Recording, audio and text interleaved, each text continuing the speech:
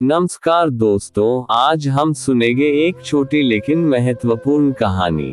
ये कहानी एक 24 वर्षीय लड़के की है जो सेठ के यहाँ नौकरी करता था। उसके माँ बाप नहीं थे और उसकी जिंदगी परेशानियों से भरी थी। वह हर दिन पैसे कमाकर घर लौटता, खाना बनाता, खाता और सो जाता।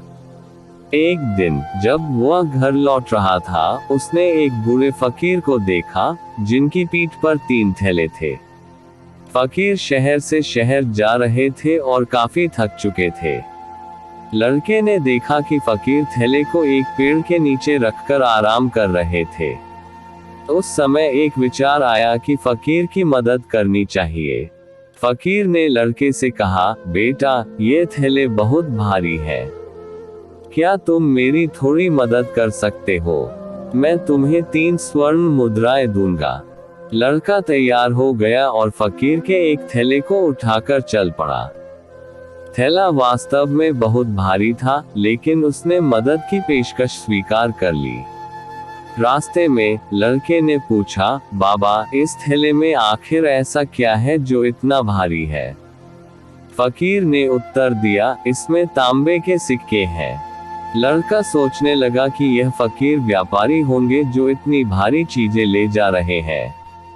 लेकिन उसने सोचा कि उसे सिर्फ थैला पहुंचाना है, सिक्कों की परवाह नहीं करनी चाहिए।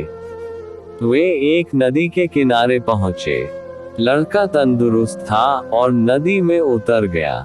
फकीर किनारे पर ही खड़े रहे और कहा, मैं बूढ़ा हूँ, दूसरी गठरी भी ले लो, मैं तुम्हें 3 और स्वर्ण मुद्राएं दूंगा। लड़का ने गठरी ली और नदी पार की। गठरी भी भारी थी और उसमें चांदी के सिक्के थे। अब लड़के का मन सोचने लगा कि फकीर के पास इतनी संपत्ति कैसे आई। जैसे ही उन्होंने पहाड़ पर चढ़ना शुरू किया, फकीर ने तीसरी गठरी दी जिसमें स्वर्ण मुद्राएं थी। लड़का मन ही मन खुश था और सोचने लगा कि यह सब पैसे उसके हो सकते हैं। वह अब फकीर को धोखा देने का मन बना चुका था। फकीर ने कहा, पहाड़ पर चढ़ने में मदद करो, ध्यान रखना गठरी कहीं गिरना नहीं चाहिए। लड़के ने जवाब दिया, कोई बात नहीं बाबा।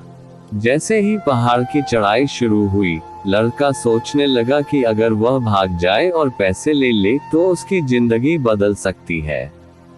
उसने सोचा कि फकीर चोर हो सकते हैं और इस मौके का फायदा उठाना चाहिए। फकीर की नजरों से बचते हुए लड़का पहाड़ की ढलान पर तेजी से भागा। घर पहुंचकर उसने गठरियों को खोला। पहली गठरी में जंग लगे तांबे के सिक्के, दूसरी में चांदी के सिक्के और तीसरी में भी जंग लगे स्वर्ण मुद्राएं थी। लड़का गुस्से से भर गया और एक पत्र पाया जिसमें लिखा था, ये पूरा नाटक ईमानदार व्यक्ति की खोज के लिए रचा गया था। मैं इस राज्य का राजा हूँ। मेरी कोई संतान नहीं। मैं एक ऐसे व्यक्ति की खोज में था जो पूरी तरह से ईमानदार हो और राज्य का भार संभाल सके। लड़का सोच में पड़ गया। अगर उसने अपने मन की बातों पर काबू रखा होता तो उसकी जिंदगी बदल सकती थी। महात्मा बुद्ध कहते हैं, मन ही सब कुछ है। आप जो सोचते हैं वही बनते हैं।